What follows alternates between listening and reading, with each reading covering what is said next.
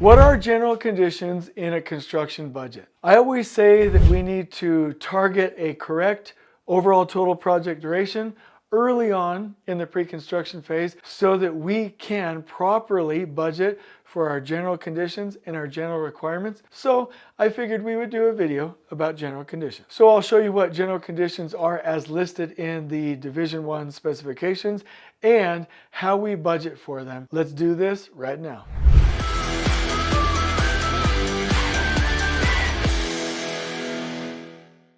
So in construction, the general conditions refer to contractual requirements and provisions that are not directly tied to the physical construction activities, but are essential for the overall management of the project. Not only are these specified in the Division 1 specifications, but they are also accounted for in your project budget under the category General Conditions, and then another topic is General Requirement. This is kind of a touch and go type thing. Sometimes on projects, the Division 1 specifications are not fully vetted and completed until later on in the design phase, and sometimes we've already signed a prime agreement. Sometimes you get them before you sign a prime agreement. Whatever the case may be, whether they are provisions in the prime agreement or they're in the Division 1 specifications, I always ask, what are the general conditions, the requirements, and the provisions that are required for this project? So if you ask for them and it's like, hey, we don't have the specs done, or hey, there's nothing really written in the prime agreement, or the timeline doesn't work out, just do the best you can. But the bottom line is, let's say hypothetically, early on in pre-construction, you actually had your Division 1 specs. These are the topics that you would see if you reference that spec section. Number 1, project administration. This describes the roles of management staff on the actual project site. It will usually list what's expected from the project manager, the superintendent, other administrative positions. Number 2, it will list out the contract documents, so it will outline what is included in those contract documents and the order of precedence, meaning which ones will you rely on first. 3, there will be a section in there that talks about project meetings. It will typically outline the cadence, the purpose, the agenda, and who's supposed to host these meetings. 4, there will be a provision in there that talks about submittals and how they will be managed and how they will be created, what the expectations are, the review times, and the general approach to submittals from an owner and designer perspective. 5, my favorite, the schedule. There will be a section in the Division 1 specs, typically, that will cover how the schedule is going to be managed. Now, this is key. In the Division 1 specs and in the prime agreement, we have got to make sure that any provisions, any requirements dealing with the schedule enable you to do lean scheduling. If you start to see things in there like, hey, you must use traditional CPM. It is shared float. No contingency is allowed in the schedule. We will not allow time impact analyses or time extensions unless the activities are on the critical path, and that you are forced to recover with resources.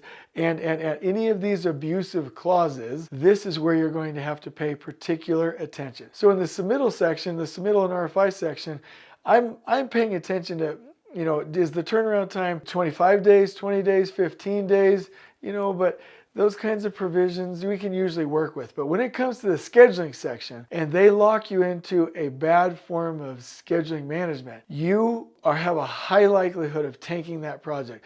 So if you've got to really pay attention to that scheduling section, and you've got to also check for it in the prime agreement and make sure you negotiate something that allows tact planning, last planner, scrum, and the proper implementation of lean practices. Because, and let me say this, forcing people, pushing people, recovering with resources right out of the gate, tracking only one critical path, not allowing float, the use of buffers, and not allowing the contractor time and money for reasonable delays is not ethical, it's not right, and it will hurt you. So really pay attention to that section. Some of the other ones that I'll go through fairly quickly will be your permits and inspections, and specify any requirements related to that. Also, quality control and testing. Now, this section I'll pause for just for a minute. This ties into another video, which once that other video is out, I will link to you in the description below. But this requirement will tie into what's called your testing and inspection register. A testing and inspection register is where somebody on the project team goes through all of the specifications and all of the general notes in the drawings and outlines any inspection and testing requirements for any specific scopes. This is huge. You'll usually end up with like 15 to 25 requirements, and those requirements need to be shown to everybody on the project team so that they can be looking out for them as they go. There's nothing worse than finishing your building and finding out, oh, I was supposed to do water testing for my windows. Or, hey, by the time we were done, oh, actually, I was supposed to do certain testing on this underground waterproofing. Or, hey, you get my point. There are so many testing and inspection requirements we've got to know right out of the gate. So I will also, in the Div 1 specs, when it talks about quality control and inspections, see if there are any specifics in that section. So you'll really, really want to dig in to that section when you hit it. There will also be requirements for site conditions, safety and security, payments and financial matters, insurance and bonds, dispute resolution, force majeure, termination, and closeout procedures. So this is going to frame the requirements for anything that is needed to manage the job that may not be a material aspect of the job. So, to close this small section out before I give you some killer information here in just a second, I want you at the beginning portions of your project to review your prime agreement in detail and highlight anything your team needs to know, and to review the Division 1 specs in detail and find a way to condense that and to get every member of your team aware of those requirements. That is step one. So when we talk about general conditions, in this instance, we're talking about what are the requirements and provisions that you need to know about to run this project. One thing I need to know as we go on throughout this video is, do you like this content? I would love for you to like this video. If you like this video, that was redundant, but I really want to know, because we attempt to custom tailor this information from you.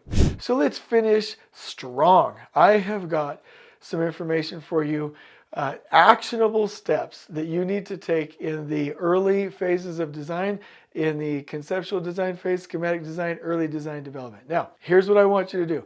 I need you with your master schedule, with your macro level TAC plan, to target an overall correct total project duration so that you can properly estimate how much your general requirements are going to cost you for that duration, and how much your general requirements are going to cost you for that duration. So let me explain this in detail. In construction, general conditions refer to a variety of operations, procedures, and indirect costs that are not directly linked to construction, but are still essential for the proper execution of the project. Typically, the general conditions line item in your budget will specifically deal with your staff, meaning the payment of the labor rates or the salaries of your actual management staff. And typically, your line item that says general requirements will cover things like temporary site facilities, safety compliance, waste removal, among many other things like your trailers or the electricity that you use to power those trailers, or your communications, or like we said, your fence, or a temporary laydown yard that you are renting. Anything that isn't tied to the direct cost or included in one of your subcontractor's budget. Any of the indirects, whether it's your staff or the payment of those requirements on the job site, will be listed under your general conditions line item or your general requirements line item. So in closing, I want to say that in the budget line item, you know, some projects and in some parts of the world, the general requirements will specify the cost for hardline requirements, and your general conditions will specify that multiplied by the number of that item that is required by the duration and provide the total cost. What I'm used to in the United States is that your general conditions line item is covering the cost of your staff for the duration of the project, and your general requirements are covering the things like your trailer, your dumpsters, your porta potties, your fence, your rental yards, anything that is required for the how of the project for the overall total project duration. However you do it, because it's done differently throughout the world, I want to make sure that those costs are covered and that they're estimated properly according to the right overall total project duration. So always make sure you know the general requirements and provisions in the Div 1 specs and in the prime agreement, and always make sure that you are complying with that in the budget under your general conditions and general requirements budget line items, and that it is properly estimated from the start. If you do so, you will have what you need. You will not have to cut design later on in the later phases of pre-construction, and you will target that overall GMP properly with a happy owner and a happy designer. And as we leave this topic, I'm going to link you to a great article on the subject of general conditions and general requirements that you can use to properly manage both. I hope you've enjoyed this video. On we go.